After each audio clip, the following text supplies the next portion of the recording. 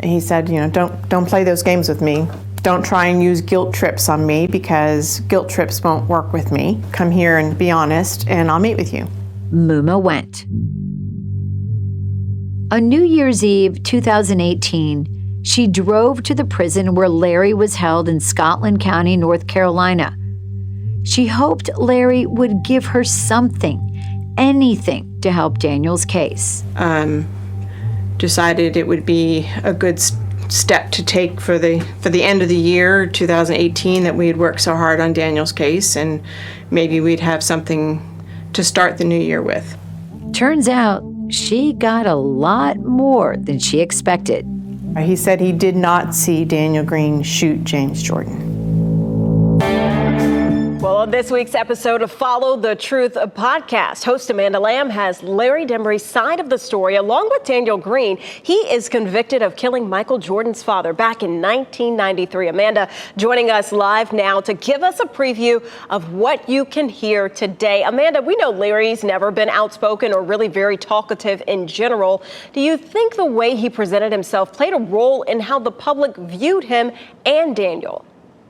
Micaiah, there's no doubt about it. The prosecution painted Larry as a follower, and they painted Daniel as the leader. But when you look at the background of both of these young men, Larry had a long rap sheet. He had been involved in a lot of crimes prior to this. So there is kind of a disconnect. He's a little bit of an enigma. We didn't know that much about him other than what he testified to at trial. Now, that's interesting, because Larry and Daniel, they grew up together. They were considered brothers to each other. So what did it take for Larry to convince himself to turn against Green? This was the perfect storm. You have two teenagers from marginalized communities. They've both been in trouble with the law before. They're taken separately into rooms and interrogated. And they're both told, basically, if you don't confess and blame the other person, you're going to get the death penalty. And so in this case, Larry turned, and Daniel did not throw his friend under the bus. Well, just like Larry, his family has also been very quiet throughout the entire case, but they did speak to one journalist. Do they think their son did it? They talked to a man named Scott Robb, who was doing an article for GQ back in the 90s. They let him in, and they basically supported their son 100%. And what was really interesting is that Virginia Demery, Larry's mother, said she didn't believe either of the boys had been involved in this murder.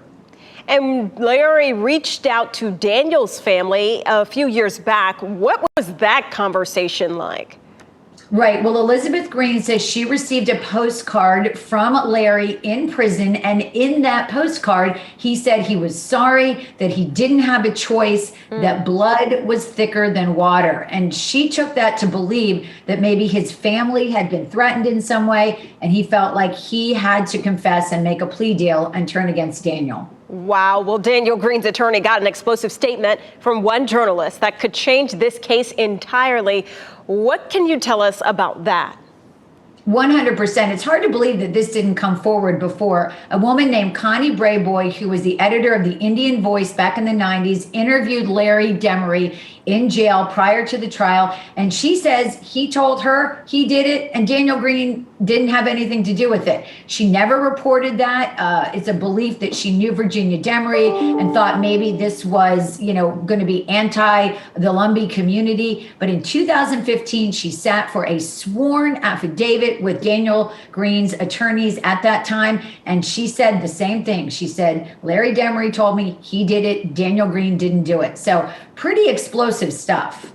Well, Amanda, we've got about 20 seconds left, but I have to ask you, every Thursday, of course, is Podcast Thursday. How has all of this been for you? Such positive feedback. People really are having their eyes open to this case in a way they never did before. And we're hearing from people all over the world, 50 countries, people are listening to this in every state. Well, this is a case that deserves the attention that it's now getting. Amanda Lamb, thank you so much for joining us. Thanks. Ken.